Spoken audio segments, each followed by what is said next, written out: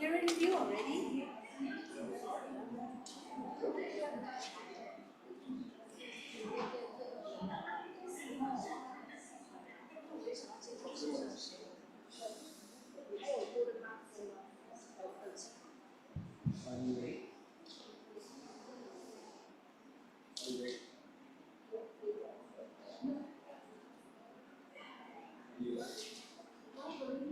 That is on already.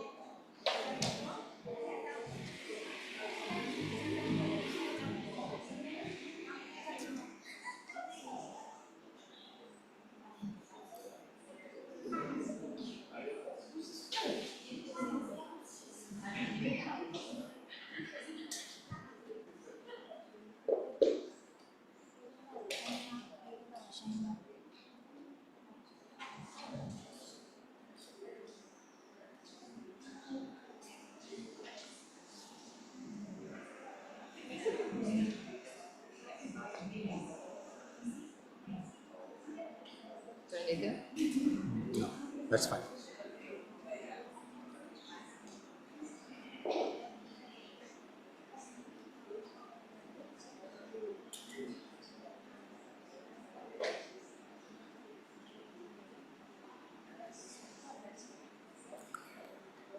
Namaste. Good evening, all of you. Xin chào tất cả mọi người. Welcome, all of you, to this Chào mừng first tất time we cả are mọi trying người. this community gathering. Đây là lần đầu tiên Iyengar yoga practitioners from different regions, countries, in and around Asia. So we first start with invocation, seeking blessings from our masters. Please sit upright.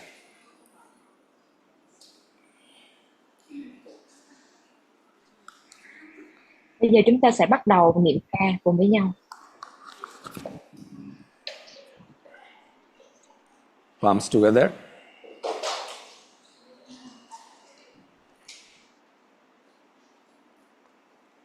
Close your eyes.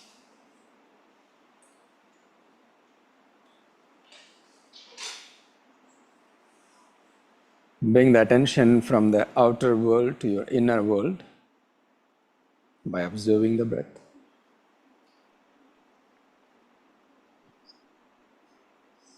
Đưa sự chú tâm từ bên ngoài hướng về bên trong và quan sát hơi thở.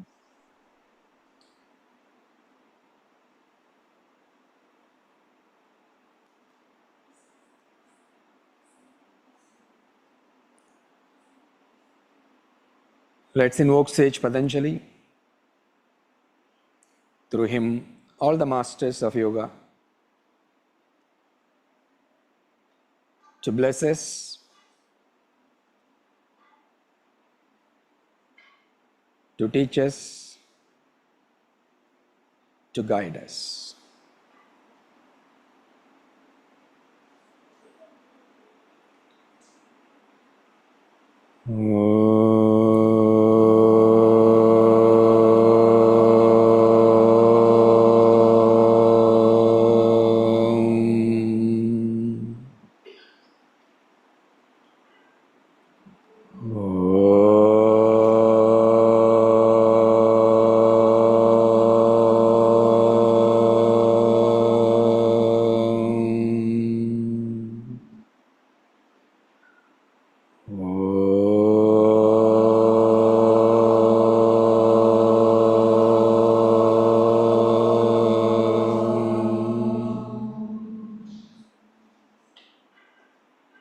Yogena chittasya padena vacham malam sharirasya chavaidhyakena yopakarotam pravaram muninam patanjalim pranjaliranatosmi Abahu Purushakaram Shankachakra Siddharinam Sahasra Shirasam Svetam Pranamami Patanjalim.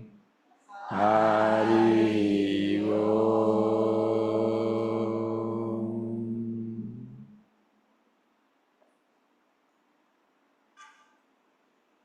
Aware of the breath, aware of the inhalation, exhalation. Đưa sự chú tâm về hơi thở.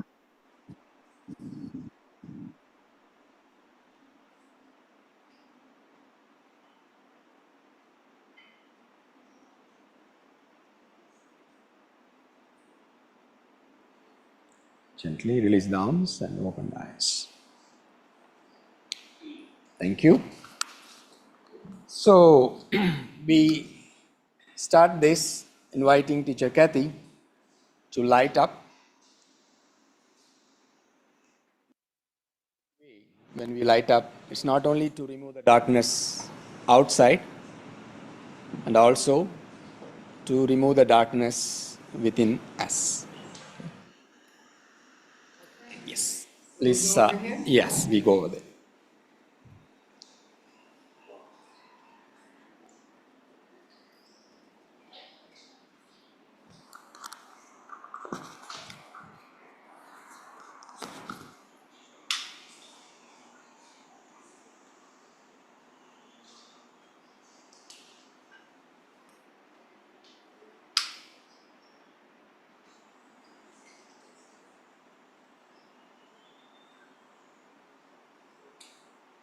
You have to be there for a while.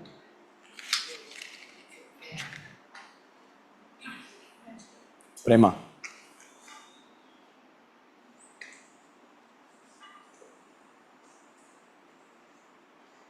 Symbolically. It's going. All right.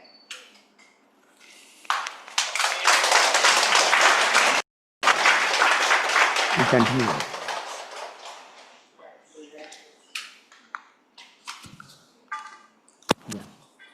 All right. They'll look right. They'll like the rest. Yes. And right.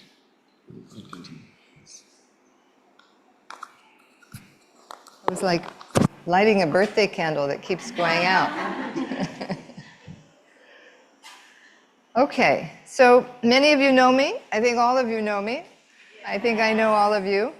Hello out there on YouTube and on Zoom. Nice to see everyone.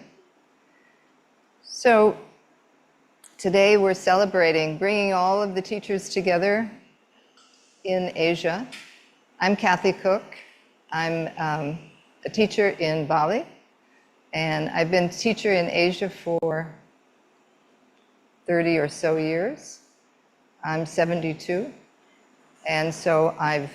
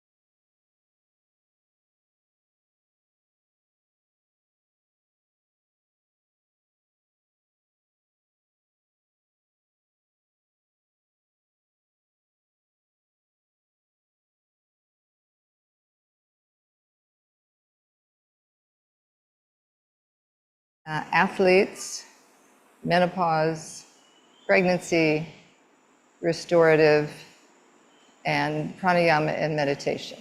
Okay, so all of those are different types of practices that we do, and we adjust accordingly. Okay, so I'll have some volunteers to help me to demonstrate some poses. Thank you. So one thing I just want to bring up is that we are a community of teachers together in Asia. In Asia, it's a fairly new community compared to other communities in the US and Canada So we have lots of new teachers, a lot of new teachers in training, and a lot of students. So we wanted to just come together and connect the community, because we all learn from the community. The teachers pass and share with each other and help each other when we understand certain things. If we work with a lot of students that may have some illnesses, some injuries, a lot of different kinds of problems with menstruation, menopause, so women and men, different problems. So we share those ways that we approach things, and that helps all of us, and then that helps our community to have a deeper understanding. Okay, so part of what we do is we work on alignment. So alignment is just not alignment in the body, but how do you align physically, mentally, and emotionally? So if physically you're strong, and you may have someone coming from the gym and they're very strong, but emotionally or mentally, they're not. So how can we work with all sorts of people, conditions, skill levels, and different stages of life? So as I said, it'd be for children, for teens, beginners, menstruation, sports, motherhood, restorative, menopause, graceful aging, therapy, pranayama, and meditation. So I've been through all those phases. So we'll start first with children. I was not doing yoga when I was a child. I wish I had. You know, this is something that they're starting to do in schools, and that's really good for kids, especially because they don't teach gym so much anymore. They don't give kids enough time to be active and to move. And what do young kids want to do? They just want to move. This young lady here, she's going to help me. This is Boong's daughter, and when Boong was with me on classes online, she was over there waving and wanting to get into the action, but she was always moving. And then she came in today, and she's just jumping the whole time, jumping. So this is what kids like to do. They like to move. So we don't want to contain them, and we don't want to get too precise with the instructions. We want to just allow them to enjoy and be joyful about the practice. So you're going to come up, okay? And this young lady here, Expired teenager. expired teenager, she's going to direct her on. She's going to show you what to do, okay? So you follow her.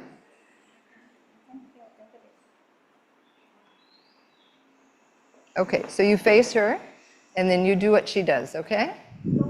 See? Now, how many of you wear your little headpiece to yoga? You would be smiling a lot more if you wore this to yoga. Okay, so you can start. So, Urdhva Hastasana. All right, and then jump the arms apart. And then jump the arms together. Good. And now, bring your arms out to the side. And then jump the front foot forward, right foot forward. Good. Oh, very good. She's been practicing. And then jump the left foot forward. Good. Good. And now jump forward and come back to Urdhva Hastasana. Yes. And then go to Uttanasana. And jump up. Good. And jump the feet apart again. Good. And now jump the right leg forward again. And jump back. And jump the left foot back. And then jump the arms up. Good. And now jump the feet wide. Prasarita Padottanasana. Good. Urdhva Hastasana. Prasarita Padasana. And then again. Urdhva Hastasana. Uttanasana, Prasarita Padottanasana. Very good. And then lift the arms up.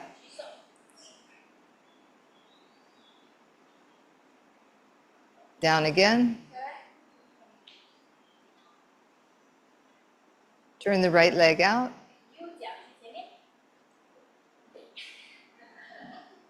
And then left leg. Good. And then Urdhva Hastasana. Jump forward. Uttanasana. Last one, Prasarita Padottanasana. Hold on to the big toes. That's it. Now bring your hands on the floor. Good. Urdhva Hastasana. And then walk the heels in a little bit. And then jump the feet together. Good. All right. Good. Very good. Excellent. Are you practicing with your mother? You're not practicing with your mother? Are you watching my YouTube? No?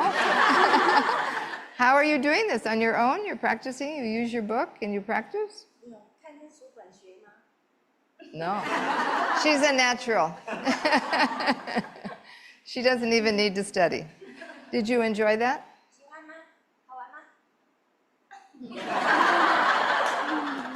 Too many people, right?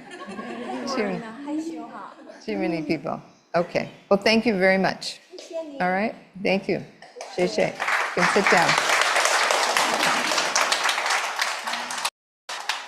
Okay, good. So kids just have fun, right? They like to move. All right, so now we're going to go to the teens. And this is our token teenager right here, because no one brought a teenager for us. Okay, so you're going to come onto the mat. So what we're doing is we're going to go through most of the same poses that we did for the little one, but there'll be more precision, there'll be more direction, okay? So just showing how the practice is modified as you move to different categories, different capabilities, different strengths. Okay. Urdhva Hastasana. Yes. You don't look like a teenager. All right. Uttanasana. Urdhva Hastasana. Uttanasana. Prasarita Padottanasana.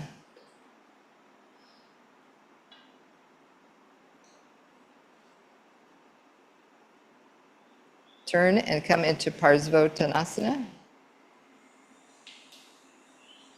And then jump the back leg forward.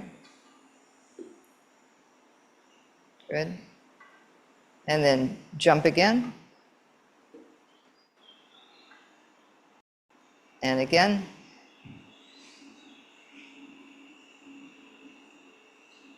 And again. Urdhva Hastasana. Turning forward. Turning to the left. Parsvottanasana. Jumping back.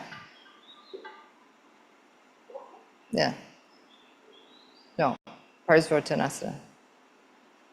And then the other leg. And again. And again. So teenagers like to move. They can move. And you want to wear them out also. They need to be active. So she's a good teenager. Non-stop. All right.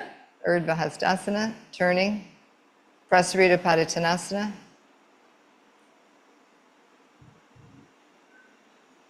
Take the toes. Concave the back.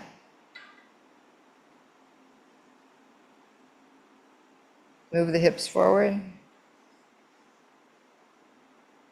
Okay, and then come up. Move the heels in. Come up. Urdhva Hastasana. Uttanasana.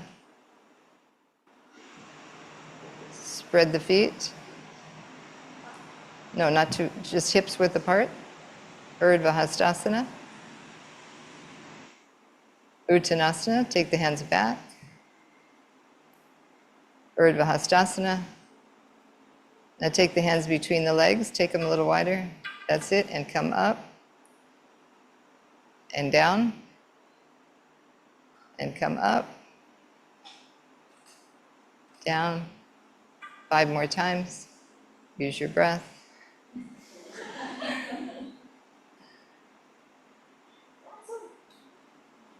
All right, and then Prasarita Padottanasana.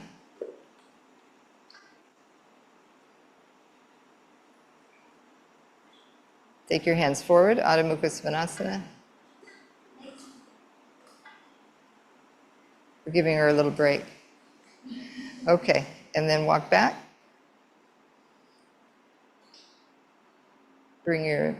Straighten your arms.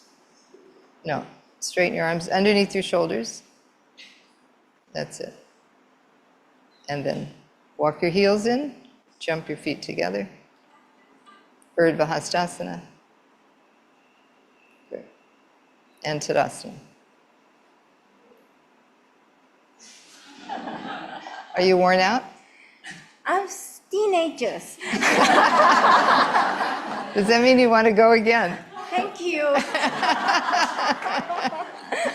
Okay, so she's moving a lot faster than the last one. She's listening to directions a little bit more, so we're adding directions, but not too much on the form, and just to have the correct alignment so much, but more moving and moving a little bit faster. Okay? Thank you. Thank you.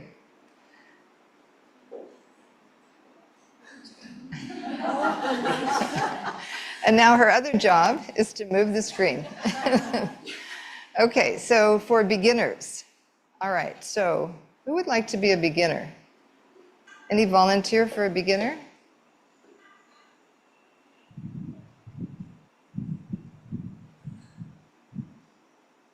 Mary.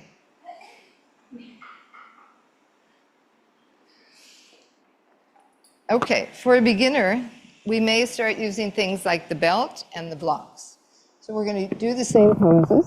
So bring your blocks to the front. And to begin with, strap buckle it up.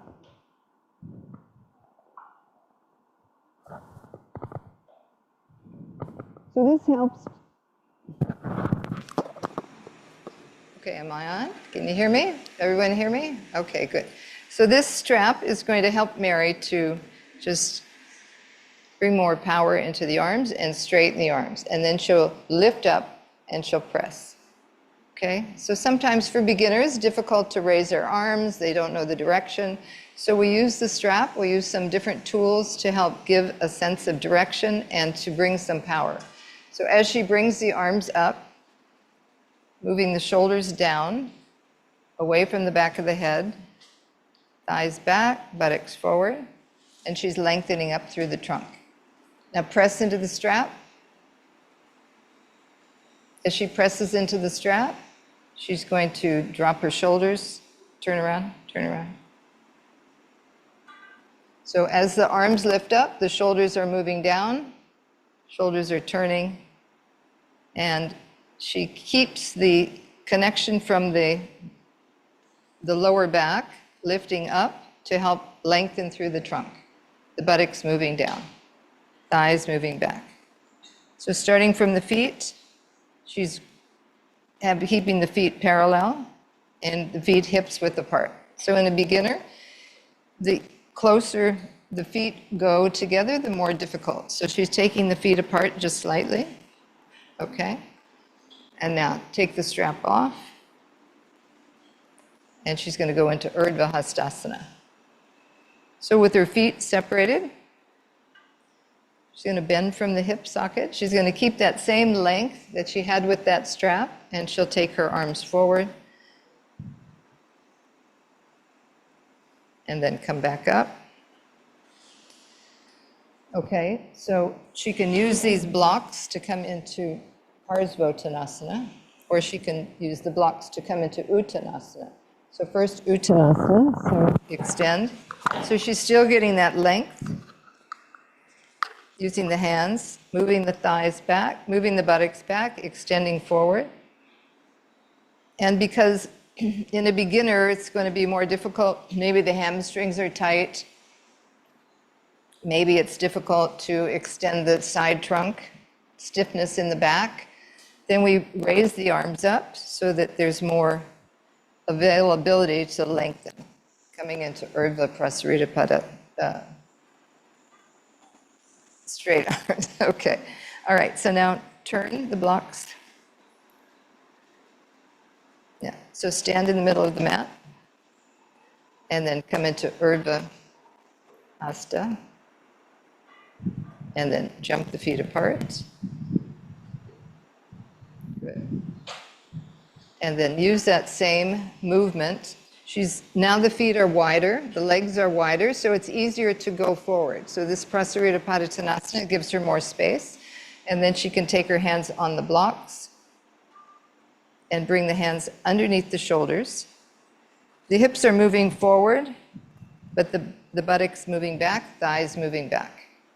And then she's lengthening. Now, this is a high version. She can also adjust the block to the next lower version if she doesn't require that. Some beginners may be fairly flexible, but they might not have a lot of strength.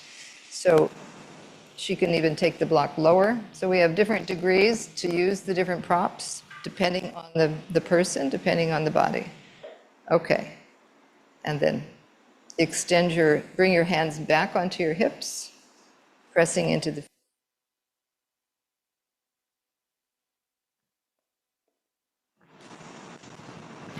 Okay, so here we've added the belt, we've added the blocks, and there's a little bit more jumping, but the same poses, Urdhva Hastasana, Uttanasana, raise your arms.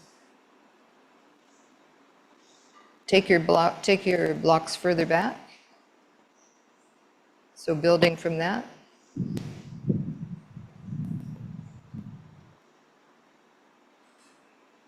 And then come back up. Good. Okay. All right, so basic differences, but there are differences based on the student's capability. So obviously, she's capable of a lot more. So if I see that a student can go further, then I will take them further. But there's certain basic things that we would do with beginners, and that might happen for a long time, depending on the student, their flexibility. Okay? All right. Anything else you want to do here? Okay, thank you. Mary just became a teacher. She's been training for a long time. So how many years? 10 years. 10 years. 10 years. So in the Iyengar system, we have a teacher training program that we bring people into the teacher training program when they're ready, when they've been studying with the teacher for a number of years, and when they've had their own practice. And so becoming a teacher is based on you practicing and you teaching in a way that is according to the safety of the individual. So we really want to make sure whoever is teaching is going to keep you safe and is going to know how to do that. So she passed.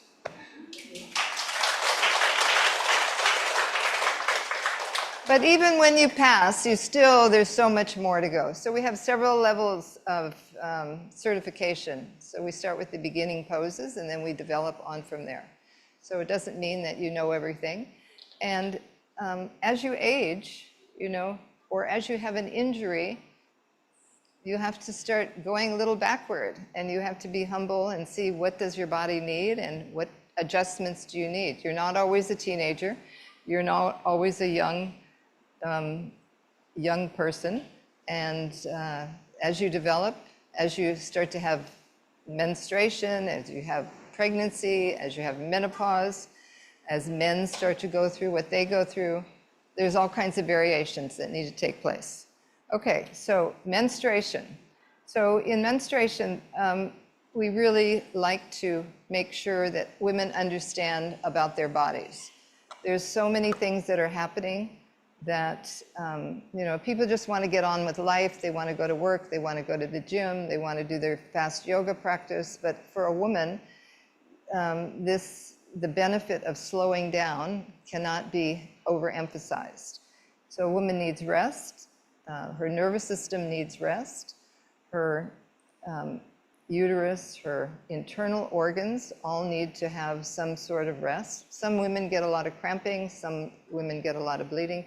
There's all kinds of different symptoms that women get now, especially more in today's age. So there's many more difficulties that women had. So we, in Iyengar Yoga, have many different ways to deal with these kinds of symptoms. Anyone having their period? Let's see. So,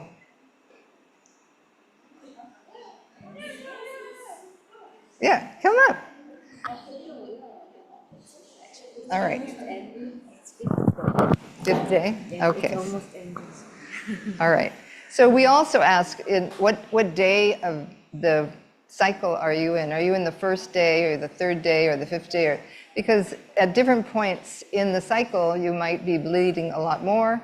Some people are hardly bleeding. Some people maybe skip periods. So all of this information is important for the teacher to know, that you let her know, so that we can adjust the practice.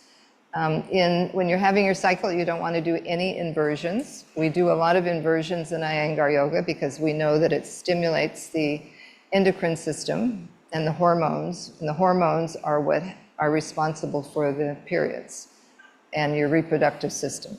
So it's important. So we stress doing inversions, headstand, shirshasana, different kinds of inversions. But during the period, during the cycle, no. So you're not going upside down during the cycle. You're doing more supported forward bending. You're doing more supine poses, depending on your condition. If you're having cramping, then you're going to try and open up a little bit more. If you're going forward and you're cramping, that's going to be a little more difficult. Sometimes we have a bolster and we support. So let's show in a chair.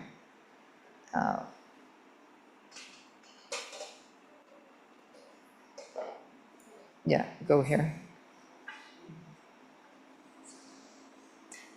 Yeah, and bring your feet to the wall. Can you see?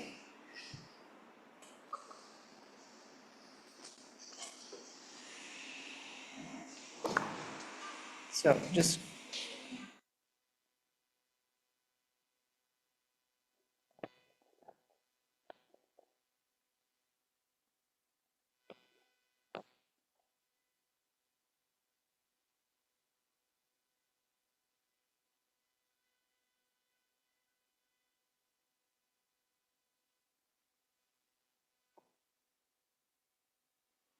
okay? All right, come closer. Bring your legs to the wall, and then bring your arms, fold your arms. Okay, so she's going to rest her head. So it's got a very recuperative feel about it. The brain is resting. And here she's getting some in the lower back, and she's getting some space through the abdominal area. Okay.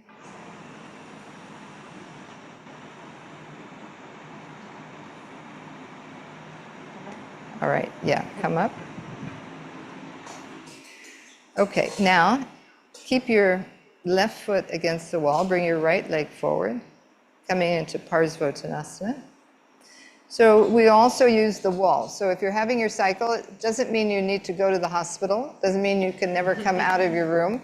It just means that you need to support yourself, because the legs are connecting to the pelvis. And so when the legs are working really hard, then that heats up, that brings that heat into the pelvis. So you want to keep cool. It's already a very heating kind of condition. So she's bringing her right foot forward, left heel is at the wall, and then she can bring her arms to hold onto the chair. And she can rest her head. So depending on her practice, she might have 2 bolsters.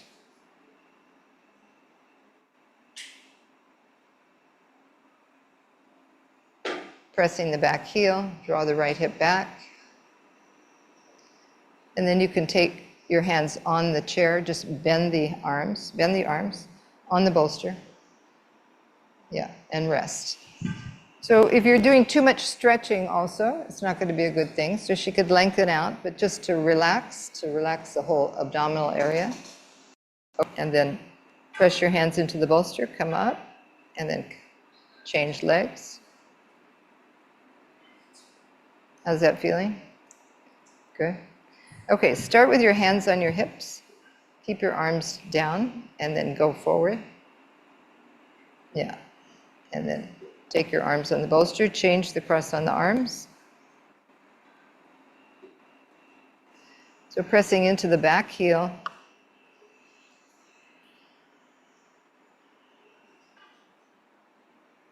Both legs are straight.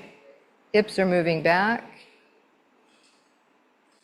Using the arms to relax the head and to open from the pubic bone to the navel to the chest. So she's getting some space there. Okay. Come up. All right. So now we'll go into Prasarita Padottanasana. So just take the chair over here.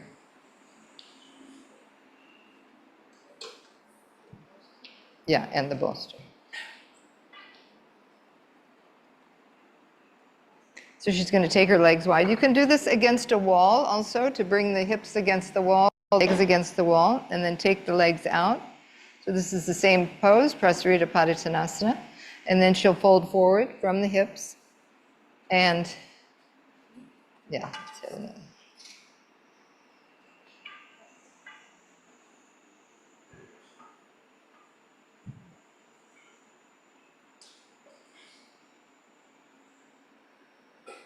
So the feet are like brakes. So you're pressing down into the feet, the thighs are moving back.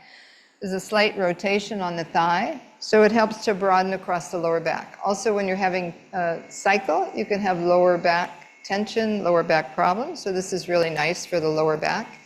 And this lengthening is also giving her some space there.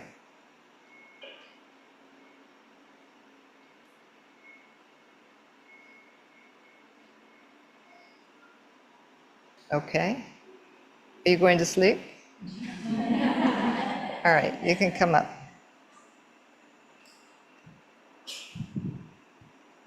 Okay, now if she wanted to do Urdhva Hasta, she could just go against the wall and she could take the strap, just so that she has some support there. Have the whole body against the wall and lift the arms up.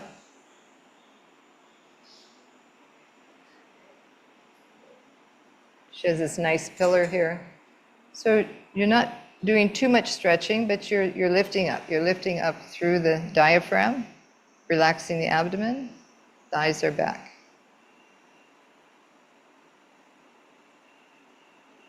Okay, and then come away from the wall. You can also just turn around and press your hands into the wall. So take the strap. It's a little narrow, but you can do it anyway. Walk back.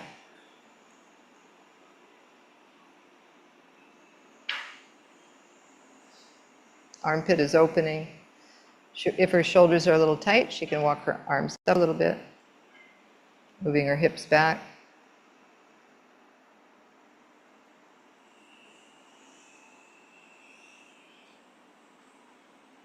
So you're using your arms, you're using your legs to get to the pelvic area and the lower back. Abdomen is not dropping toward the floor. Okay, and then come up.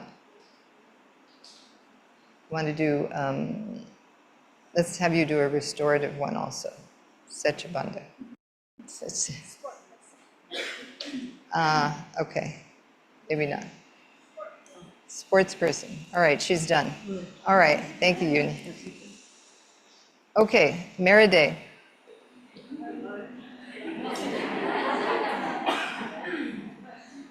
Okay, Meride is our local sports person. As you can see, he's very fit. He doesn't really have too many problems in his body, but he's going to pretend like his shoulders are very sore. And his hamstrings, what else? Hamstrings are tight. Now also, he's a cycler. So what if someone is cycling, you know, what's happening with their back? What's happening with their shoulders? Because pretend like you're on a bicycle. And he's pedaling away. So this all gets very stretched, and this starts to shrink, the front body. So he's a cycler. So he has he has very tight hamstrings. He's been doing this since he's very young, right? So he's got a lot of now problems in his body. He was very fit, and now he's become a mess. Not a mess, but he's got tight hamstrings, and he's probably got tight quadriceps also because he's been biking, and he bikes up a lot of hills, right? Yeah. Have you been in marathons? Sometime. Okay. So there's all sorts of problems that can come. Now, I know when he was younger, he was also a golfer. And he played tennis. So these are one-sided activities, right? So there's a lot of problems that can come with these kind of activities. Shoulders, twisting, overdeveloped, other hip. So for a sports person that is not taking some time to balance out these different strong muscular actions, then problems can come. So yoga can help you to balance that out, and depending on your age, if you start earlier, it's better. So go to your yoga practice.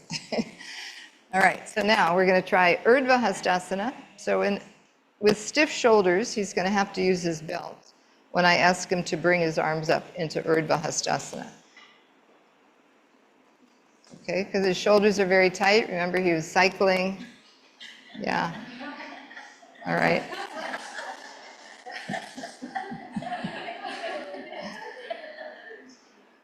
Okay, and then bring the arms up.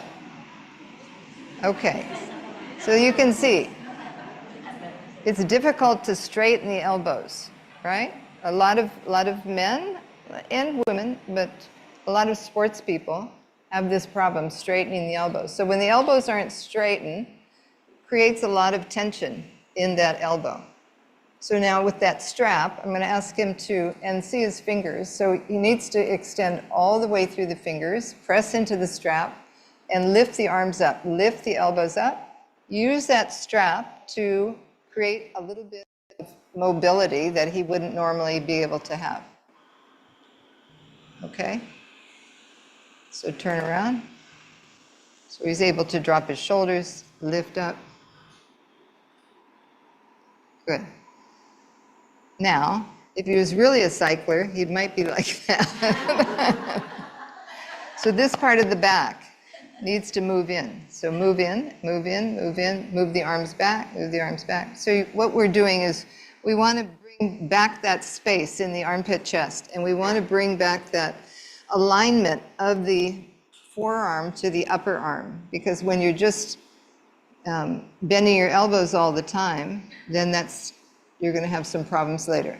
But also stretching through the wrists, bring your hands down, go into Uttanasana now. So, because he has very tight hamstrings, he's got bent knees, and he's got this back that's protruding, right? So it's very tight. What happened to our blocks?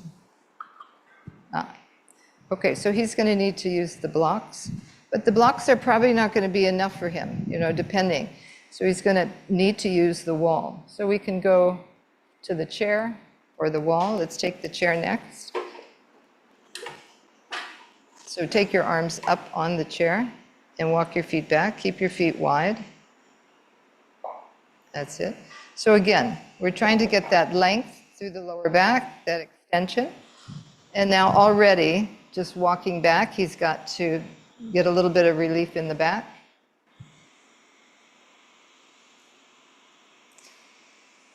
Now it may be that he still has to bend the knees, right? So now we're going to take him to the wall, maybe over here.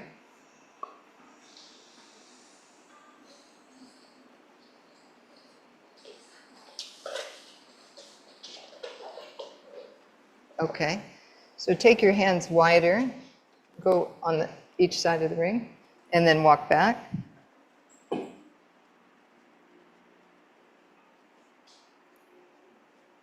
So because he has that condition of that back that's moving out, he's got to bring the hands up a little bit higher, bring the head up even higher, and work to move this and lengthen this, open this. So when he comes down and he brings his hands down like the others were, then he's got that rounding condition in the back. He's stuck here. This back is stuck. So it doesn't really do him any good to do this position. And his shoulders, you can see his shoulders are bunched up here. So by bringing the hands up, keeping the head lifted, looking just down, head between the arms, inner shoulders rolling. And then what I might do is take a rope and help him to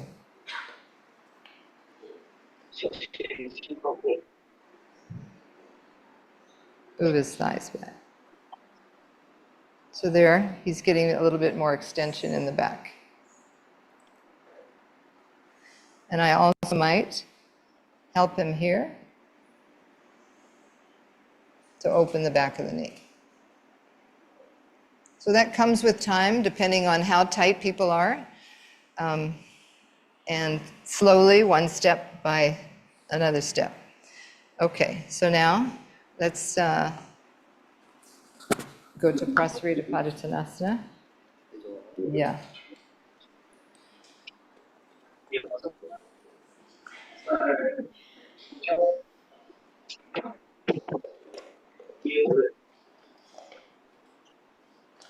So the wall acts as the same as the rope.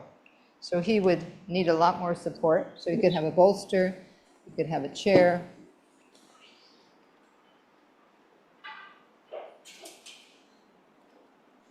So he would need the chair.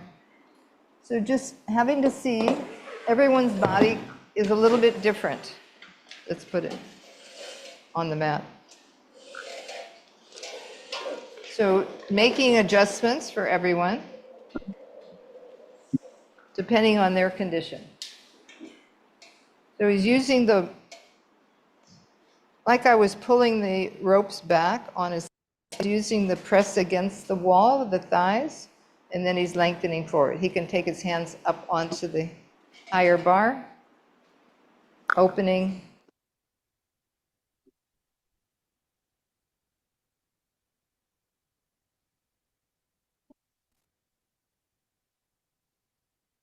Forearms onto the chair, and rest your head there. Okay, so now in this short amount of time, he's opened up quite a bit.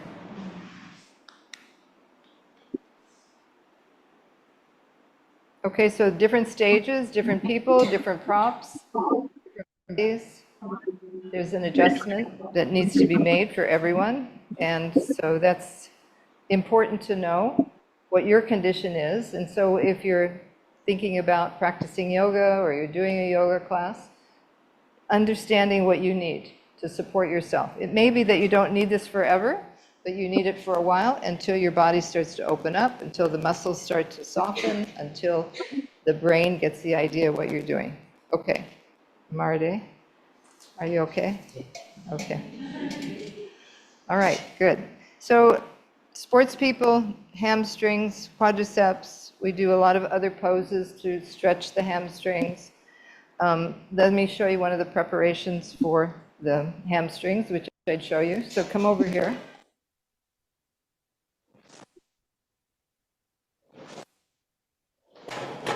So I would probably start out with Supta Padangusthasana.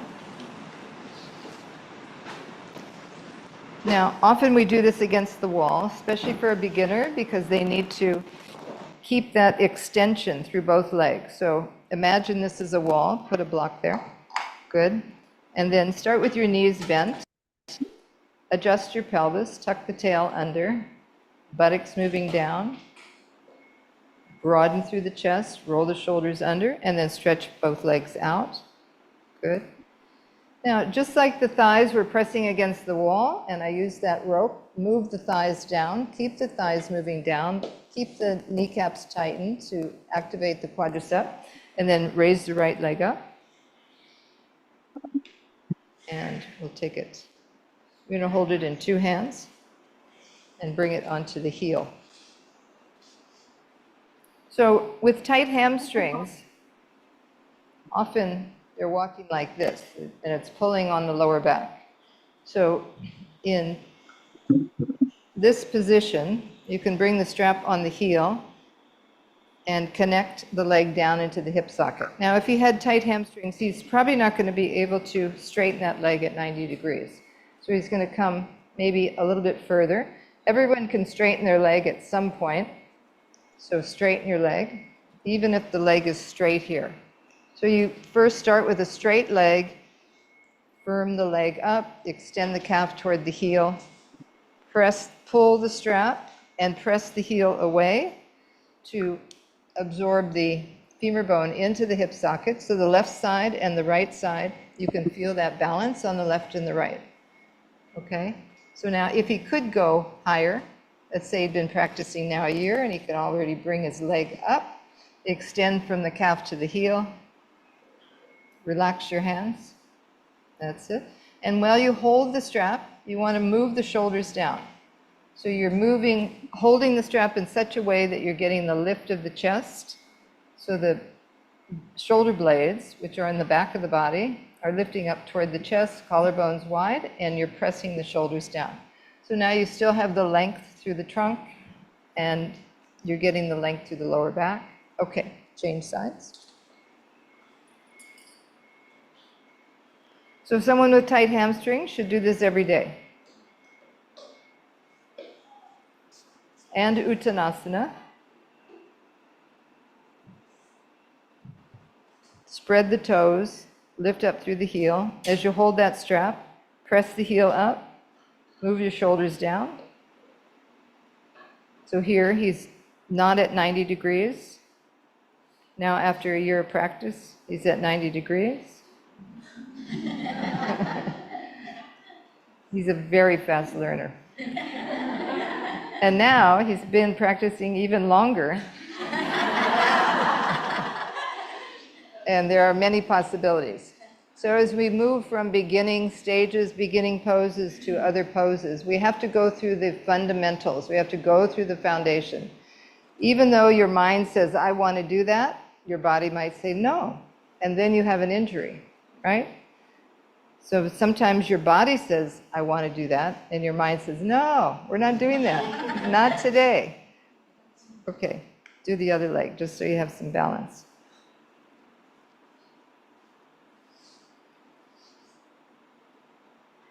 So I know Merade, he wants to go further and further, further. So even though he goes further, he still has to keep this thigh moving away, kneecap lifted, opening through the back of the knee and extending up through the heel. This thigh is still moving down. Okay, and then bring your leg down. Now bring both legs up, Urdhva Prasarita Padasana, and bring your heels, strap onto the heels.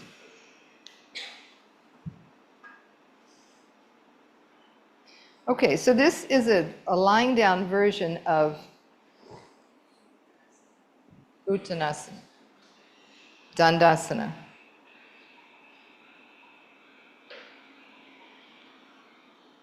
So now he's showing off.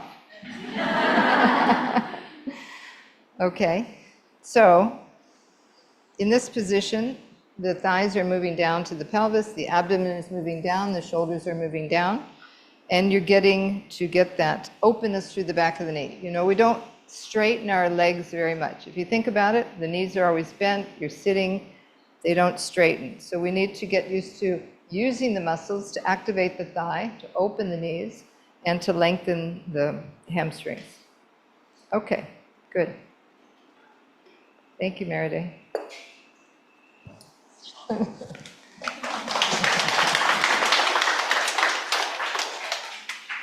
Okay, motherhood. Do we have any mothers here? Motherhood. Women that are pregnant. No, not you. Okay, let's see. Who's been a mother? Boom. No? Okay, you come up.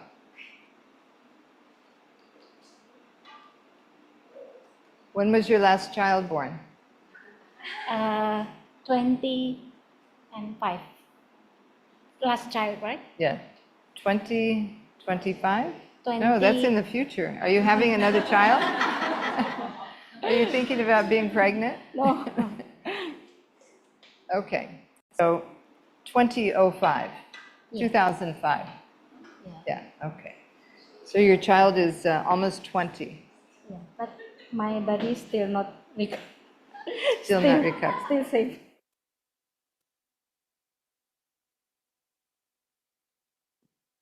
You can imagine. You get quite large and a baby grows inside of you.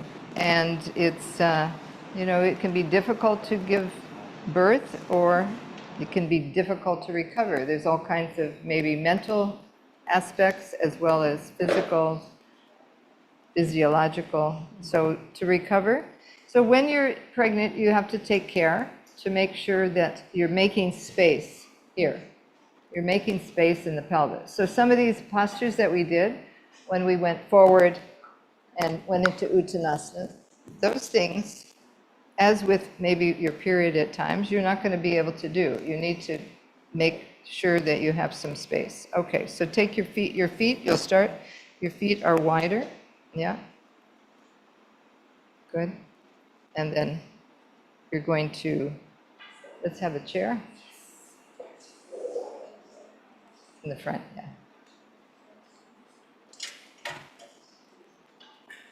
So she could also do this against the wall, but then she's going to come forward the same way that we've done with the others and have that support. So a lot of things are about support for a woman, whether it be your cycle, your pregnancy, or it will be menopause. Okay? And then, so she's lengthening out, and then she's going to fold her arms and bring it onto the chair. Yeah.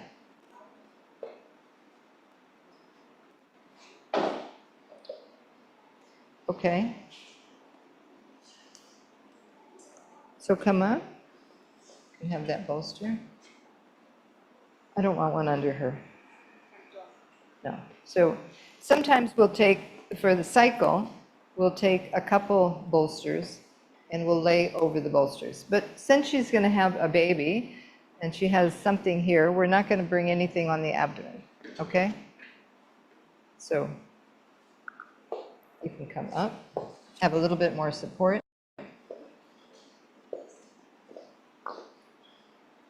And then bring your arms up here and rest your head. Good. So I built it up for her a little bit. So it's a little bit higher.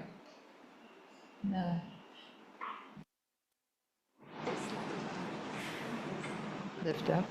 So a lot of times we'll use an extra mat to create a little traction so you're not sliding.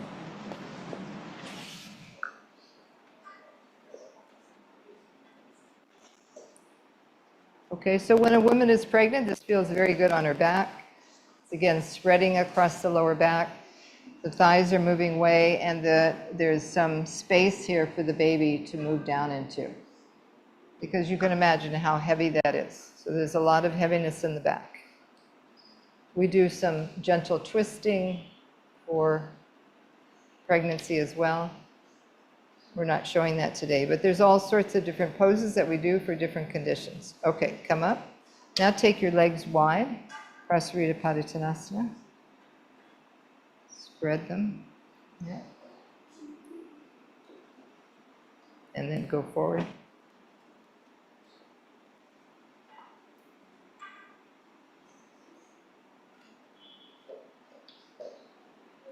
So for a woman in pregnancy, you can do inversions as long as it feels good, as long as you feel safe and balanced. So as you get bigger and bigger, then you have to check, but it's okay to do. But maybe at some point, then you go to the wall, use the wall. So if you're a strong practitioner, you would continue to do that. If you were a beginner, you would not want to start to learn a headstand, even though inversions are so good for you. Okay, and then come up.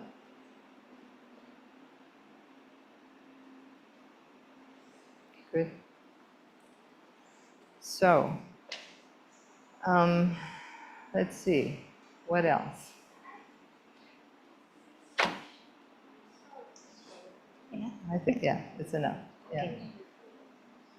Thank you. This is a restorative pose that she could also do. Why don't you stay up here? Okay, so you're going to have one bolster, and we'll have a couple straps.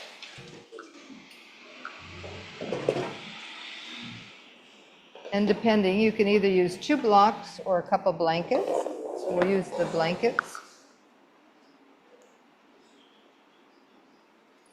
Also for support. So this also could be for menopause as well. All right, so she's going to go into Supta Baddha Konasana. She'll sit here at the end of the bolster and on the floor. You'll sit on the floor. Yeah. And then she's going to lie back, so she's right in the center, and bring her head down. So when she comes down, you saw her tilting her pelvis. The blanket goes right under her head, up to her shoulders. And then, depending on the practitioner, it's also nice to have a little bit of extra support underneath the hip. Okay, so if you're open in the groin, you may not need that. You may not need as much. But it's also nice to have the legs drawn in a little bit. So here, her legs can go down further, but here, this is giving some softness to the pelvis instead of stretching the pelvis out. How does that feel? Okay, do we have a couple belts to show? 2. You can do this with the feet up against the wall also, so the feet don't slide. And then another option is you can take the belt around the thighs. So you open it up.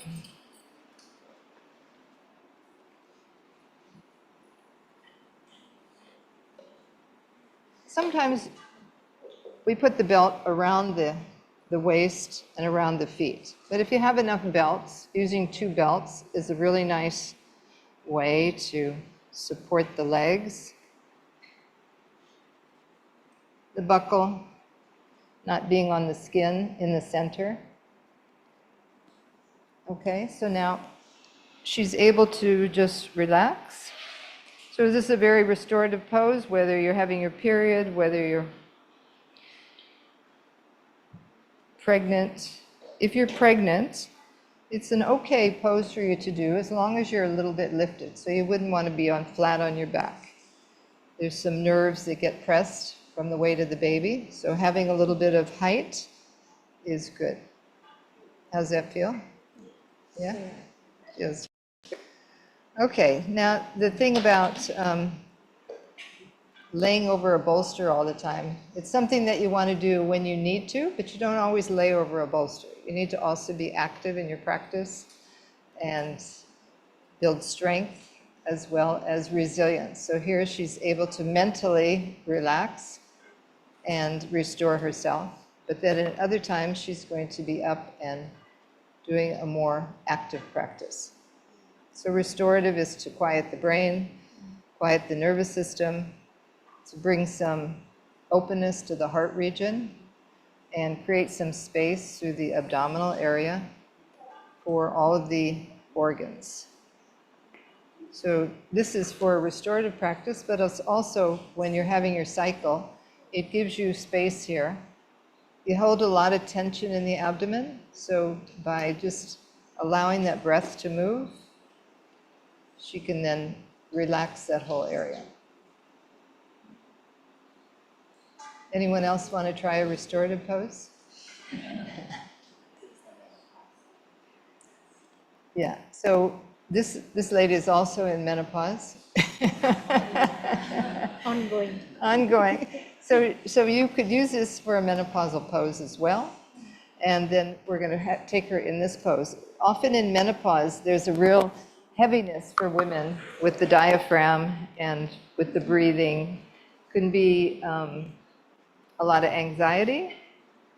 There can be hot flashes. Can be maybe mood shifts up and down. Ask the men around you. What are the other symptoms?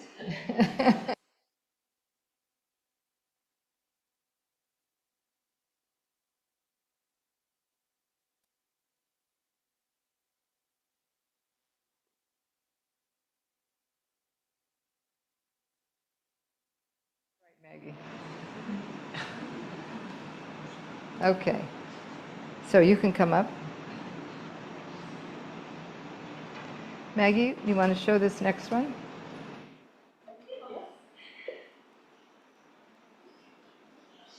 Okay, we're going to have 2 chairs.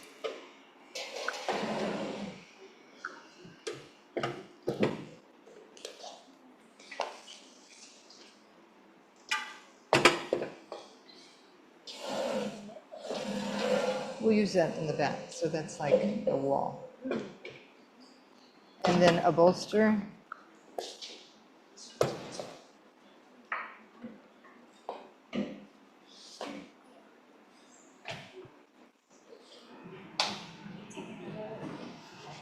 You come here.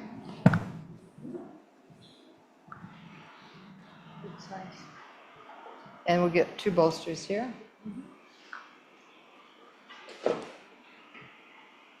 Maybe you only need 1 here. Okay, so she's going to sit. And the idea is to bring her legs into this upavista. And then bring your arms up. So you kind of want to lift up and over. Very stiff bolster, huh? How about this, the round one, or even a couple blankets?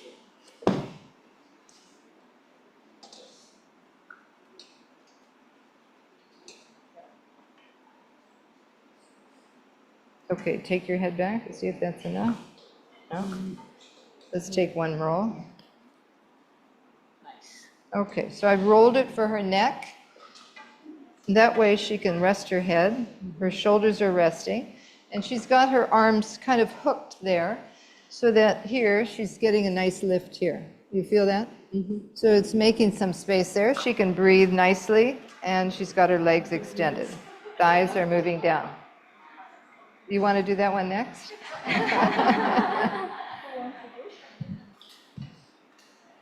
So there's a lift and there's a movement back at the same time. Legs are firm. She could also do this with her legs against the wall, so the feet are there and they're not sliding.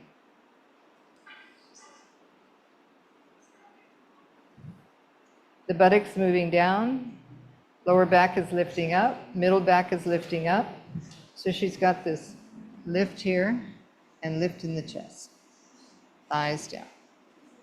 So with menopause, with a lot of agitation and even it could be heartburn and heart palpitations, many, many symptoms, this is a very nice restful pose to help recover or manage.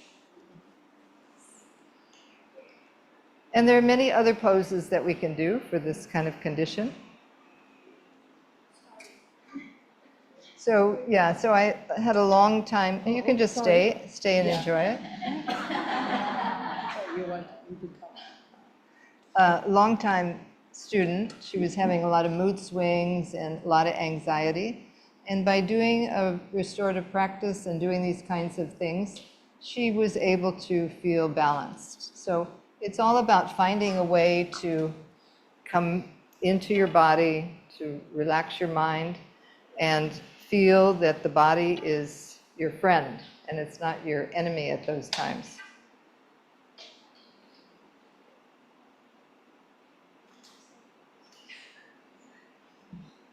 Okay. Are you cooked? Are you done? Shall I come up? Yeah, you can come up. Thank you. So let's have you do this one too. Okay. So this is moving into a breath, and this is an inversion, which inversions are really great for menopause as well. So we have these 2 chairs, 3 chairs. Here.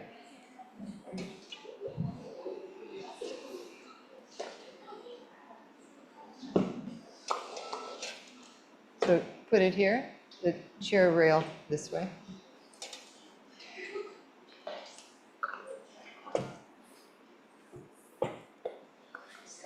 Okay, and then Maggie, can you grab a green mat?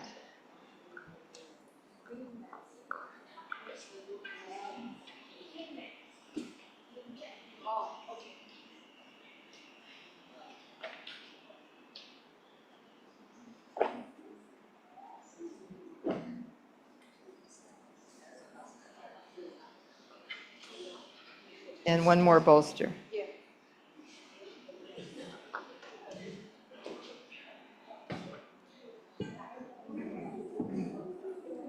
So it could be one more blanket as well. Okay, so this one, there's quite a few props needed, but it's worth it to go in. So you go in. So again, the legs are wide in that upavista, that opening through the pelvis. She's going to come down and bring her heels onto each chair, but she'll come down so the head. Okay. And this is adjustable. So depending on how much she needs. How is that for your shoulders? That's fine. Yeah? Yeah, And the neck? that's good. So I might roll this blanket a little bit for you, for the neck. Even better? Yeah? Yeah. Okay, so that's a support for her neck. She's on her head. And then lift your legs up and bring the legs onto the chair.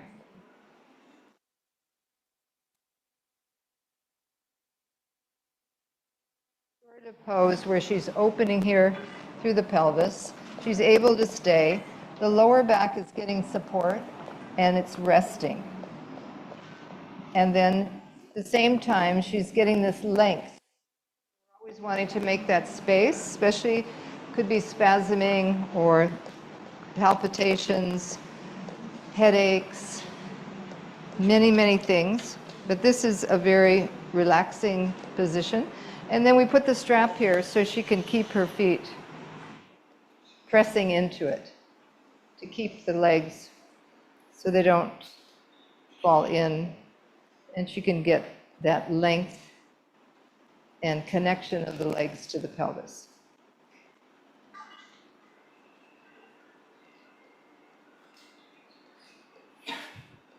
It looks very enjoyable, doesn't it? Oh, I can stay here. Very, yeah, it's really nice. So there's many different variations. You know, we use a lot of props, bolsters, belts, blankets, chairs, and you know, sometimes you don't need to do that either. But if you're working with a particular condition and you want to modify and you want to stay in the pose a little bit longer, then these things are a great help for women and for men. You know, men have a lot of pressure to go out and earn money, have a job, to pay for all your handbags. And it doesn't seem to be easing up on them. There's a lot of male suicide, it's going from early 20s all the way to the 40s. So men are not able to deal with what they need to deal with. So if you know any men, and and I know you do, you should introduce him to a yoga class. Men, don't be afraid to come. You saw Meriday. He's hunched over. He's got tight hamstrings. He's got all sorts of problems. So we deal with these things step by step. And, sometimes we use props, sometimes we don't. The idea is not to use props all the time, but to use props as a tool, to stay longer or to help you get into a posture. And there's a lot of benefits for these postures. If you can get into them, then you can stay there for a while, and it will have long-term health consequences, physiologically, physically, mentally. So in these kinds of positions, you can start to work on your breath, okay? So you start to relax the breath, and as you relax the breath, you can see there's a lot of space for the breath to move. If you think about how we are in chairs all the time, we're on computers, everything's getting compressed. So here, you're able to open and breathe fully, and then she can start to work with a longer breath, a more relaxed breath, and she can start to feel the breath move through her nostrils. So we would then start to do some pranayama practice. So pranayama practice is the, we're going to age first. Okay, but anyway, you can start to work with your breath with the pranayama practice that we do, but just to be aware of your breath is the first step in pranayama. So be aware of your inhalation, be aware of your exhalation. So how do you stay in these poses? You think, oh, I could never stay in this pose that long. What would I do? I'd be going crazy. So then that's when you start to pay attention to your breath and how you can release with the breath, how you can soften with the breath, and how you can just be there and be patient. Be patient with your body to unwind. Okay, Maggie. So to come out, she's going to bend her knees. So there's always a way to go into the pose safely. There's a way to come out of the pose safely. And then she'll lift up. Now, because she's having her menopause, right? She has a little bit of a lower back stiffness. So I'm just going to have her do a little bit of a twist here in the chair. Just release the back, release the chest, release the muscles. Nothing too strenuous, but just to release after she's done that little bit of back bend. Okay, and then the other side.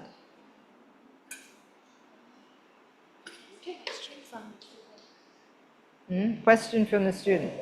Okay. Oh, Etcha.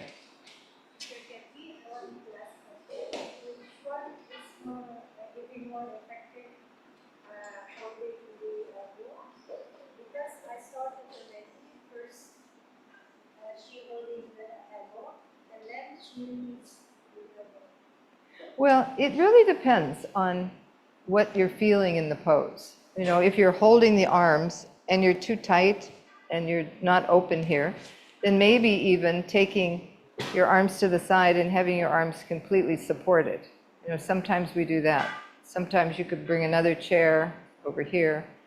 But Maggie, what did you do with your arms? You did this, and then you did this? Oh, I just played around with this. Yeah, depending on how it felt. And I was just trying this to see how mentally I felt. Just playing. Yeah, so the point is there's nothing fixed. There's nothing fixed. It depends on your body, how you're feeling.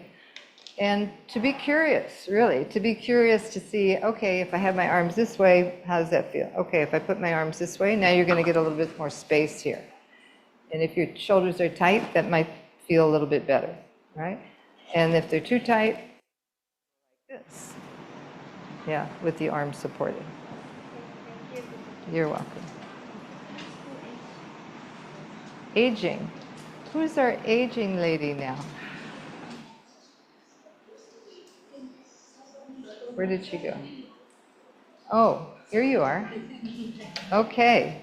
How are you? I'm fine. Good. So this lady has been aging, just like I've been aging, and we're all aging. And as we age, it doesn't mean we stay at home and we sit on the couch. We still can be active. You see a lot of people that are aging and they are, walking slowly, they're staying at home.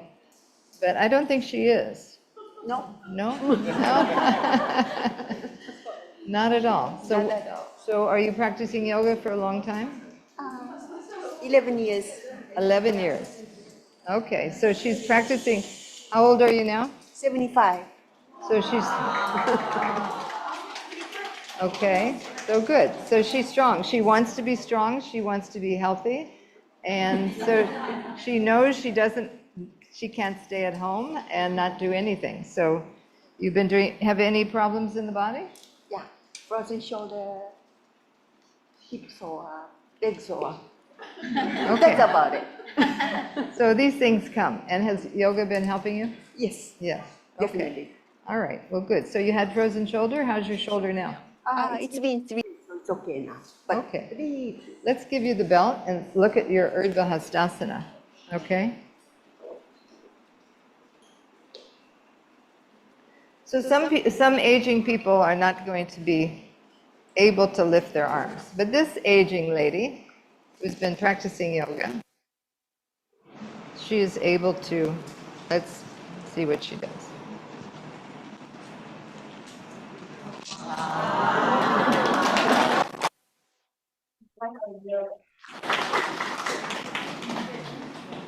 Now, we saw Meriday. Meriday was bending the elbows, he was hunching back. Her back is nice and straight, her shoulders are moving down. So she's been practicing, and that helped her with her frozen shoulder. How long did you have your frozen shoulder? 3 years. 3 years. Okay, and it took a while. It takes a while to get the frozen shoulder back, doesn't it? Yeah. Okay, good. All right, so now you're going to go into.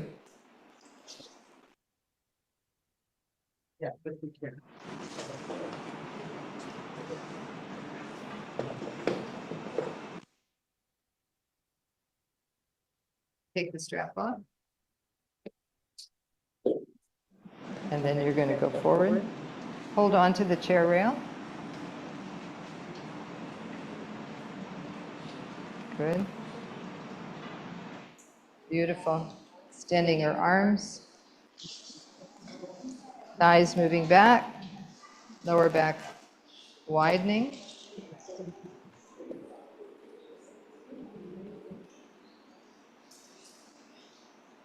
Okay. So she's aging, she can go down onto the chair, no problem. Let's have her use the blocks. Now you come up, Urdhva Hastasana. Okay, step back.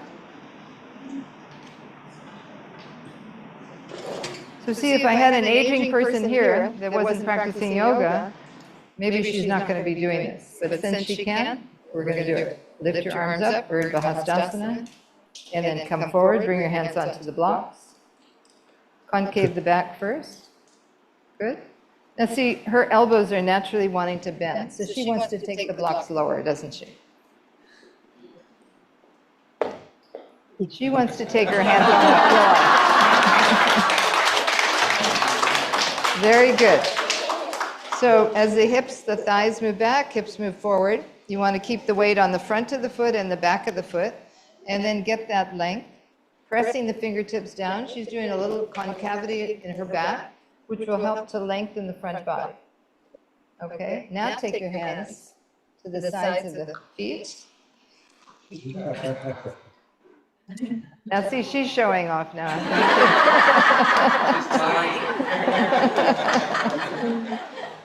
As she should.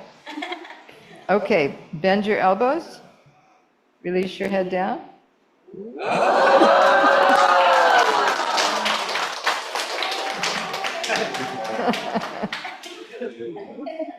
So her hips are over her heels. She's got a nice forward bend here. She's able to lengthen, draw her rib cage down.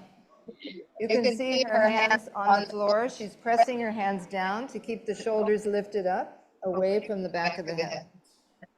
And then she's bringing her head close to her thighs.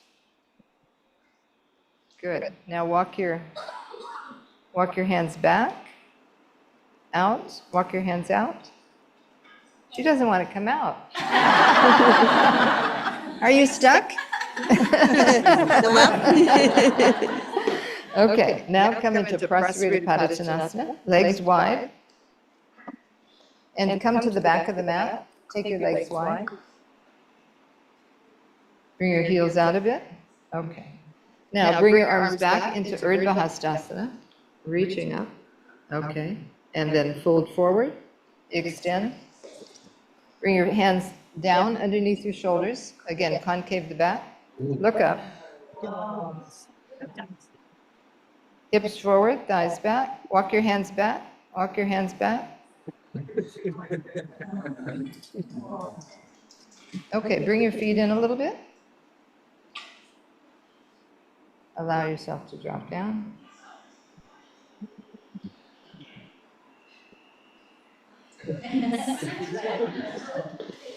Prostrated Padottanasana.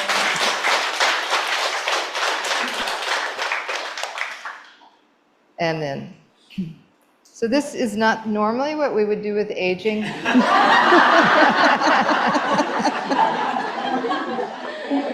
But for her caliber, what she's capable of doing, she can do this. Anyone can do this.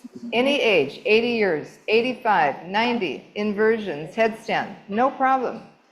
So the body is capable as long as the mind is. So we have to take our mind there as well. She was diligent and she worked with her shoulders, her blocked shoulders. She could have just sat at home and said, oh, can you get that for me? I can't get that. So now come up. Very good, very good. Now, just one chair. So if she was going to do that with the chair, if she couldn't go down, she wouldn't be very satisfied. But I'm going to have her do it with the chair. So someone aging, maybe they would sit on the chair this way. Let's put the chair this way, toward them. Okay, now sit on the chair. Sit on the end of the chair and bring your legs wide. Wide. Let's bring the chair back a little bit. Okay. Now extend the legs out. That's it. Be on the heels. Draw the toes up. Good. Bring one more chair. So someone that was not that mobile, then I would bring her this way and bring your hands onto the chair. And then she could take the bolster or she could take the side of the rail. Yeah, walk your hands up the rail. So here, she's getting a little bit of a rounded back there. She could lengthen, and then she can bring her head there. Walk your hands up the chair, and then take the, let's see.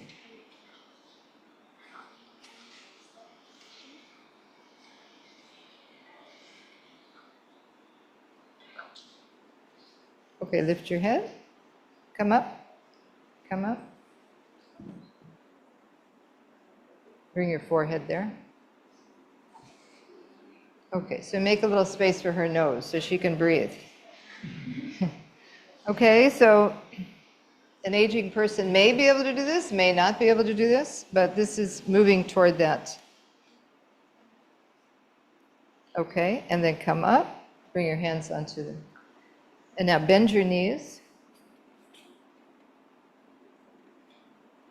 Keep the knees bent, so now the legs are a little bit wider. She's getting that opening, and then knees bent, knees bent.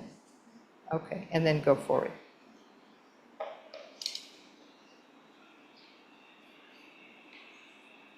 Okay, so your mother's at home, your father's at home, people that are not moving.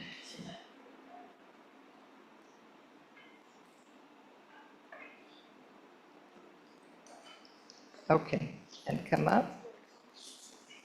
What else do you want to do? Okay, I think that's it.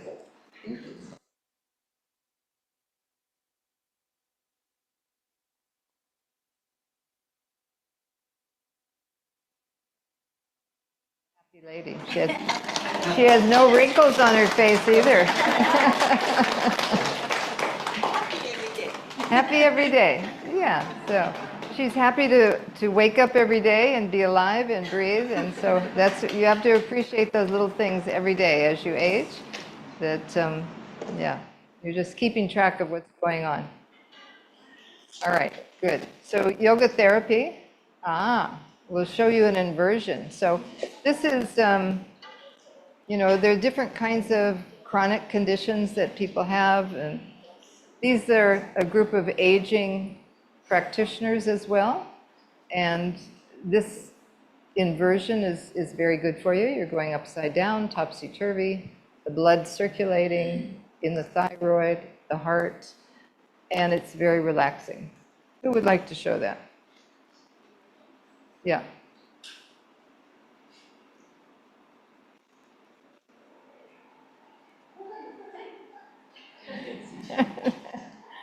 Okay, she was hiding over there.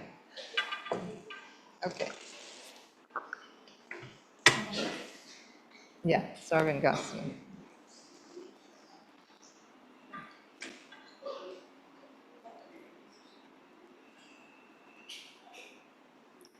Maybe a blanket.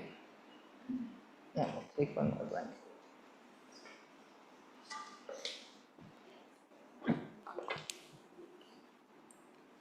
Okay, for the head. You can take this here. All right, to get in it, she's going to turn to the side. And then she'll bring her legs up and over. So inversions are a big part of our practice. Sometimes if you're feeling tired and you're not able to do a full shoulder stand or a stand on your head, this is a nice alternative for a little bit more restorative.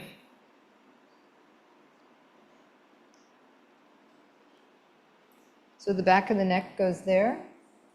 And then she can take her hands underneath, or she can hold onto the side rails. And as she does that, she's broadening her chest, rolling the shoulders under, so you're getting that lift of the chest. Armpit is lifted. And then bring your feet onto the back of the chair. And then she's just going to slide down a little bit so there's more weight on her shoulders, and she's on her lower back. Okay? And then, is that enough height? Yeah? Take one more blanket. So if you're very long, you can build up the chair. So the thing about the props, some of the chairs are low, some of the chairs are high, some of your bodies are long, some of your bodies are short. So if you see me setting up a certain way, it might be good for you, or you might have to improvise and, add another little bit of height here so you can get more length.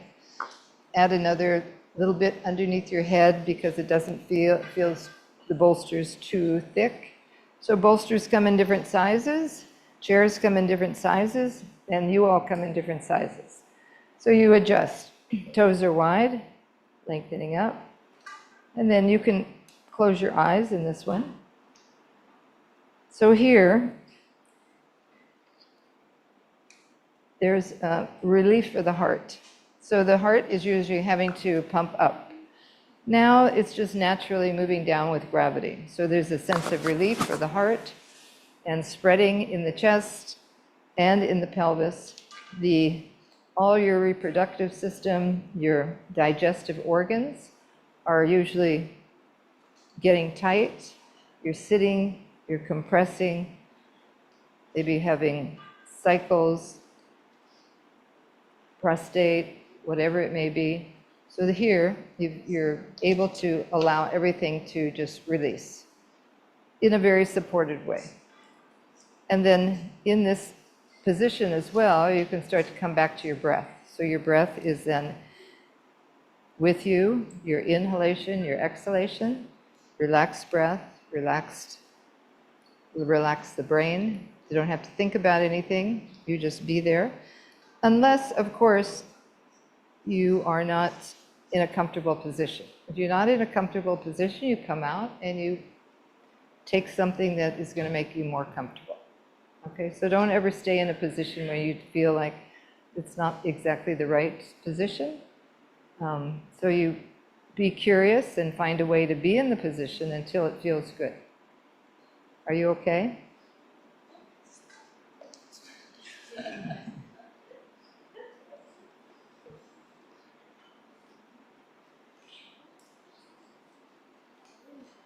So this talks about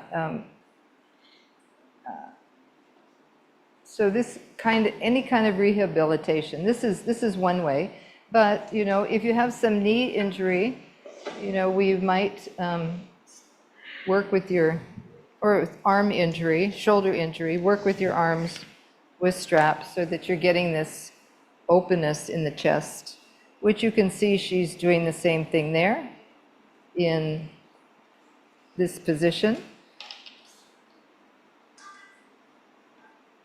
So we do this a lot in a lot of the restorative positions where the arms are moving back, shoulder blades are moving down, armpit chest is lifting. And here,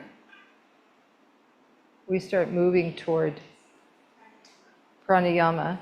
So in pranayama, this is one position. This is the seated position. Oh, okay, you can come out. To come out, she's going to slide down, release her arms, and then slide down, taking her time, and then she'll roll to the side. Thank you. Okay, in pranayama and seated and lying down pranayama, we start in lying down pranayama, and yeah, maybe a pranayama bolster, or we could use the blocks. Yeah, we'll use the blocks.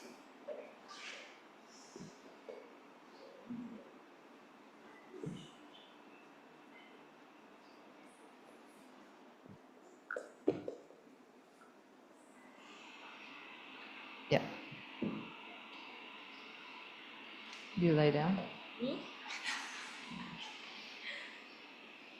Okay, so she's going to lie down and she's going to come right. These blocks are going to be correlated right around her bottom ribs. So she's getting a lift of her chest. We want to make some space for the breath. So we're first understanding the breath. She's lying right over those blocks and bringing her head down. When we want to understand what's happening in the throat, listening to the breath, we want to make sure we have enough height so that you're not lifting your chin up, so you're hardening your throat, okay? So the chin is softening, you have some support, you have two bones at the back of your head, you can lengthen the back of the head, and then just be flat on the head. And then you're getting the same kind of lift that you had in this shoulder stand, and then she'll stretch her legs out. So you'll first just start out with being aware of your breath, and then in pranayama we begin to regulate the breath. But first you have to understand what is your breathing pattern, how are you breathing, and then we begin finally to extend the inhalation, extend the exhalation, and we do this first in a supine pose, okay, so that you get familiar with the breath. And then come up, bend your knees, and roll to your side.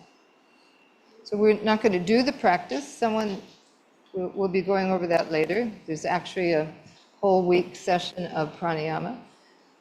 But from there, you would go into a seated position. You could put the blanket there. And you could either be in virasana or one of a few seated poses. And you're going to get that same lift of the chest that you had using that support. But now, because of what you've been doing in your asana practice, because we've been strengthening the back, we've been getting it lift and opening in the chest, we're getting a sense of direction for what needs to happen, we're able to sit in an upright position. So before that, we're not able to. So we don't practice pranayama with beginners because you need to have the body ready to be able to that vessel to hold that breath and to ultimately release that prana within you. So then you would come to a seated position, and you can take your hands back slightly. So your shoulders are rotating, you're getting that lift to the chest. And then as you were over that support, your chin is level, and then you're moving your chin slightly down. But the chest has to be lifted, and shoulders moving back. So that's what you learn through all of the different asanas that you do. Okay? So the breath is something that we don't take lightly. We learn about it, and we go slowly with it. And it's something that's very beneficial for you, physically and mentally. She's so used to doing it, she just is going right into it. So as you can see, it would prepare you for a very quiet state. So if you've been practicing pranayama and you do it regularly, you could do it in the morning, every morning, you naturally will gravitate toward a quiet state, relaxing the breath, and then just be in a meditative state. So your chin will just come back up and you'll just be there. So we don't teach meditation, but it's something that just happens naturally as you learn all of these different practices, become more aware in your body, physically, mentally, and spiritually. Okay? Thank you. Thank you. And so it's, alignment is important. Sit. Alignment is important, but you can see when you're looking at meditation, it's the alignment of the body, but it's alignment of your breath, it's alignment of your physical body and mental body, so that you are relaxed. You can let go of whatever's going on and just come back to the breath. But it takes patience. It takes patience and it takes discipline to continue with your practice, right? And it's well worth it, So I've been through all of these stages of life. I've been a woman, I've had children, I've had, what else? I've started aging, I've had injuries, recovered from those. I have been through menopause, survived that as well. I was a caregiver, my husband passed away, so I took care of him. So been through many challenges through life. And through my life, yoga has always been my constant thread. So it's been there for me as a support structure, so that whenever anything is going on, whether it be menopause, whether it be children, whether it be taking care of someone, that the practice is always there for me to go and have a place to be by myself, to be within my body, to understand what's happening within my mind. And so that is a sanctuary, and it's a gift. So I encourage everyone to start a practice, to keep up a practice, and to use your practice in your life, for your life. It's not about getting strong muscles or strong bones, it's about yourself and being happy, and that can provide that for you. Thank you. Thank you for listening, and thank you for being here. We're a little early. So if there's any questions that anyone has, happy to open it up for questions. If not, thank you in every language there is. Okay, go back. Did you see that? So I just got a little timeline of going through history with children and husbands and teenager, survived it all.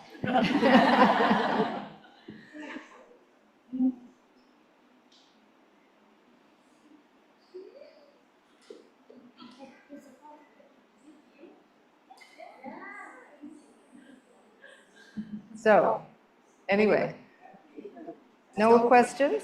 We can Question? we can end early if no questions. Yeah, that's I was 20 years older, 18 years older. Yeah,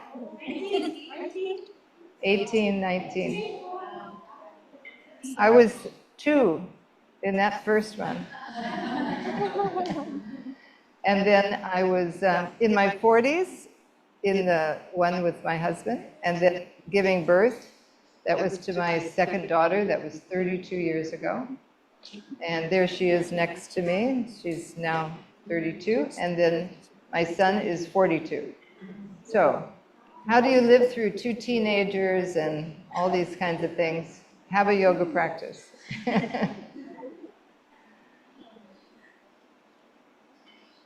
Okay. Thank you all very much. Yes, Ronnie. Hi, Teacher Kathy. Thank you so much for sharing to us. I know you've been through a lot of things. You mentioned that. But I'm just curious here, after so many things that you've been through, which asanas that you think is the most asanas that help you until now for your practice life? Because we want to be like you. Well, I think it's really important, especially as women, that you take time to restore. You know, women are asked to do a lot in this world. Women give birth to every person on the planet. So it's because mothers, our grandparents, and we need to take care of ourselves because we are the caregivers and we have to take care of everyone else. And so if you don't give to yourself, if you don't take time for yourself, then you are depleted and you will not have what you need for your family, for your partners, for your work. You will just be out of sorts. So I think the best advice I give is to have some restorative practice. You know, when you're, women are especially lucky because we have 1 week every month that you'll have your cycle. Now, when you start, so that's a perfect time to just take time. You know, in the olden days, they used to, in the Jewish religion, they used to have a tent set up. It was called the red tent. And any woman that was going to have her cycle, she was sent to the red tent. There was other women there, and they would all take care of her. They would cook for her. They would sing. They were just about nurturing the women. So that doesn't happen anymore, does it? So no, you have to go to work, you have to cook, you have to do everything that you're responsible to do. So you have to, and then as you go into menopause, then you don't have a period anymore. So the tendency is to then keep doing, and not slow down. So I just, I would say that you should take time to do restorative practice once a week at least, or some restorative asana within your practice. Do inversions that will help to quiet your mind, but it will also help to regulate your endocrine system, your biological system, reproductive system, and keep you healthy. So can we ask you, what have you been doing? Yeah. What has been good for you in yoga? What kind of practice to keep you healthy and young? Yeah. Actually, I just come here because when I feel tired, I come here and I feel fine. You get rejuvenated. So you feel fine after you come here and practice? Yeah, before I come to the practice, I don't want to come. I'm lazy, tired. But I come here and I'm fine. I feel so good. And I'm so thankful I live so close. Yeah. That's good. So it doesn't matter whether you're feeling tired or not. You might do an active practice or you might do a quiet practice. Either way, you feel good? Yeah. It's like, what was I thinking? I should come here every day, and I try to. Yeah, so that's the point. Our thinking gets us into trouble. Oh, I don't want to do that. Oh, I'll do that later. Oh, I don't feel good. Oh, Should I really do this today? Oh, I don't have time. Oh, I should do this for them. No, you go till you do your practice and then you feel great. So how do you feel the rest of the day when you do that? Are you happy with yourself? Yeah, Yeah? very happy, very happy. Good, good. Yeah. All right. So this lady is 75. She's, you should take your advice from elders. Do your practice. Actually, I think from age 60 to 75, best age, and it's getting better. Getting better.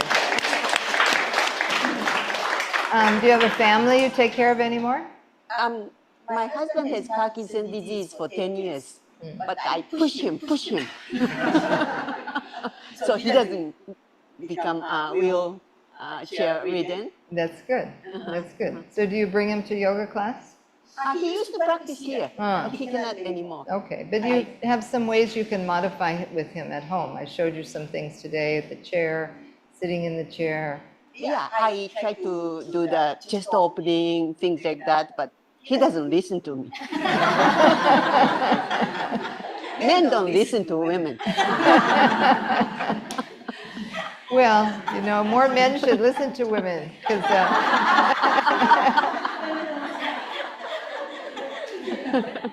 maybe they'll be healthier.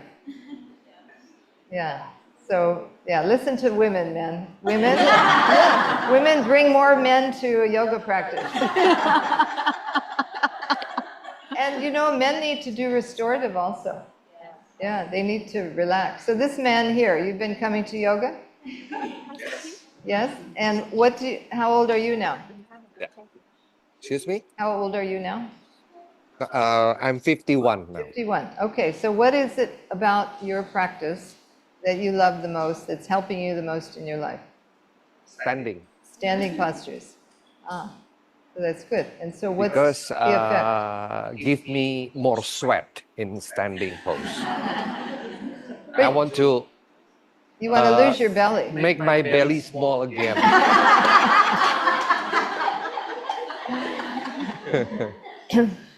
Well, that's a good point. You know, it's not just about coming to yoga, but it's having a more yogic lifestyle.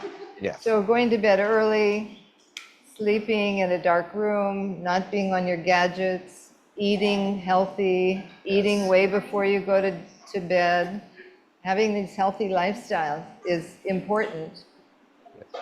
You know, not eating before bed, watching what you eat, so many things like that. Yes. Sleep in a cool room, get your movements, get your exercise. Yes.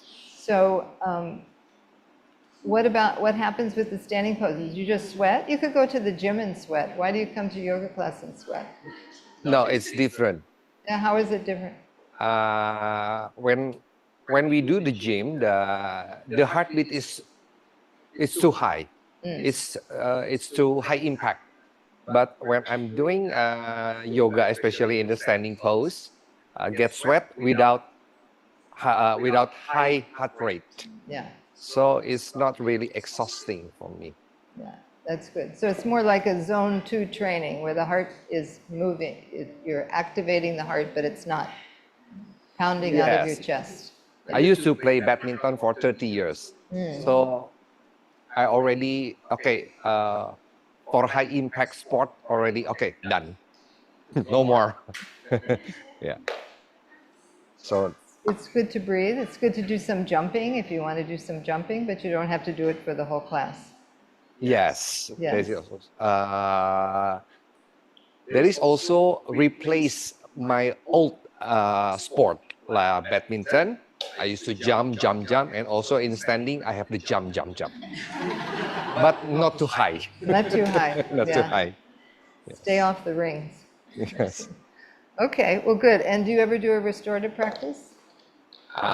Yes. Every practice I will close it with restorative. Okay. And what's the effect of that for you? Maybe sometime with the sitting, maybe Virasan and Gomukhasan, sometime with the lying down, doing the Supta Baddha Konasan, grabbing the ankle, maybe sometime Good. like that. Okay, all right. So good for men. That Supta Baddha Konasana is very good for prostate. So many different postures. You'd maybe not know all of the reasons that we do them and the results that they can create, but there are many physiological benefits.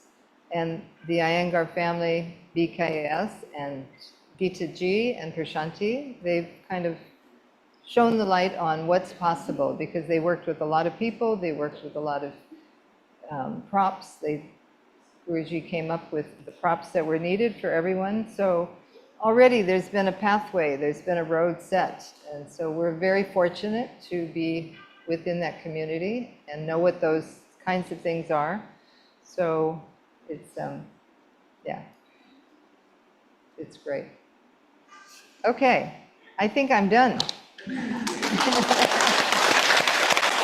Thank you all for joining me. Thank you. Namaste. Thank you, Kate. Thank you in every language. You see that? Do you see your language up here?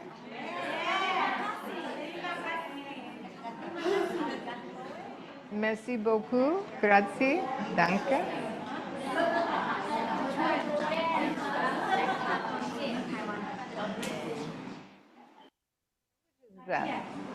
Is that all of the languages? Japanese? Japanese there?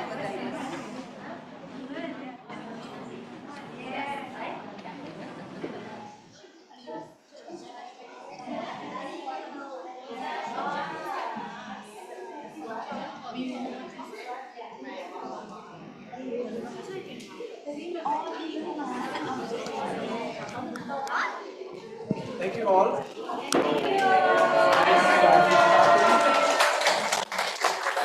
And we have 2 more days to go. Yeah, this was only day 1, so Yes. come and join us for the other days. And Many senior teachers doing different things, different topics, panel discussions, a celebration for Guruji. yes, and I don't know whether you all get the information of the 15th lunch meeting also. So please join. And I see we are from many countries: Hong Kong, China, Taiwan, Vietnam, Hyderabad, Indonesia. India. Hyderabad, So many. India. So good start. Thank you all. Have a good night.